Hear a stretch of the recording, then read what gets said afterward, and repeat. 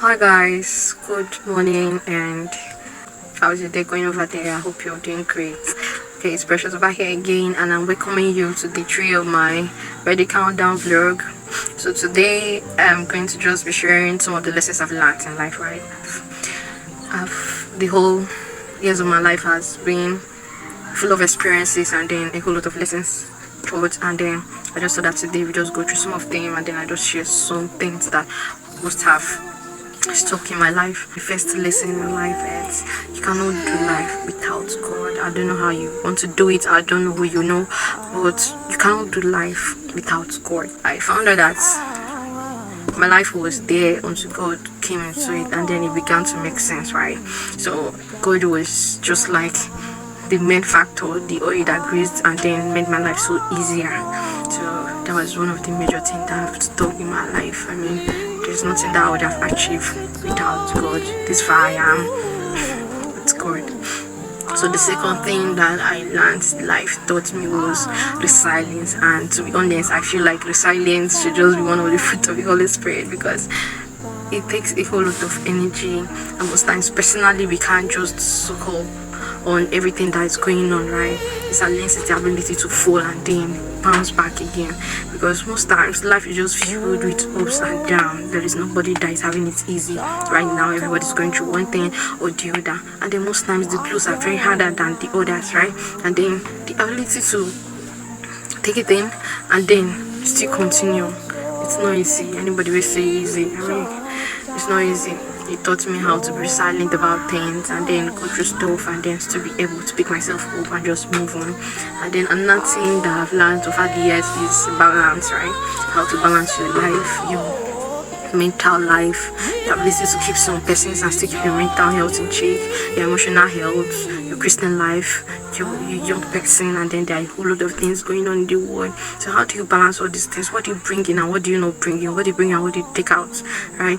It's most times your parents talk, you don't really understand, but life itself teaches you that, okay, the whole why this man was saying don't trust nobody, that's my dad. You only see nobody, like nobody, don't trust anybody.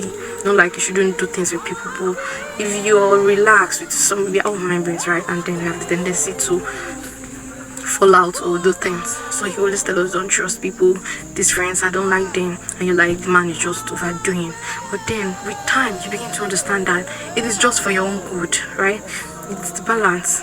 Most times the shouts, and then just like this balance, it is something only experience can teach you, right?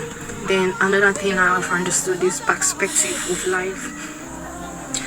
You know, human beings are shaped by the different experiences they've had in life. Believe it or not, the way I think or the way I see things, it's not the same way every other person sees things. And then this is my favorite story to just buttress this fact. Just like they took 7 blind men to see an elephant. So the one touched the trunk, and then another one felt the body, another one felt the tail, another one felt the leg, another one felt different parts of the elephant. So when they brought all of them for their review and they asked, explain what an elephant looks like. So the one who touched the tail said an elephant feels like a rope. The one who touched the body said an elephant feels like a wall. The one who touched the trunk and the leg said an elephant feels like a pillar. So you cannot tell the one who has the rope perspective that is wrong about the elephant, or the one who has the wall perspective that is wrong about the elephant, because this is what they encountered personally. So it is the same thing in our work with God and then in our work in life, right?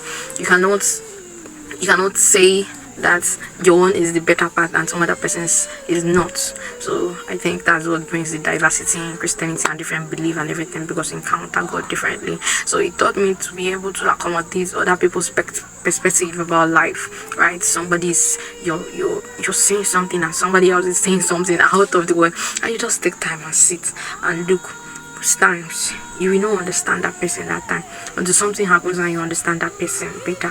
Most times you just have to look beyond that person and look at this person's surroundings, right? Where the person grew up, where the person, who the person mingles with, or what the person has been through in life, right?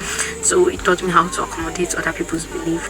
And nothing that life taught me the importance of self-growth. See, but if you are not growing, you will be left behind. That's the truth. If you're not putting in effort for personal self-development, when I mean growing, is not celebrating birthdays every year. I mean, whether you do something or not, your birthday is going to come and go, and then you will grow old, right?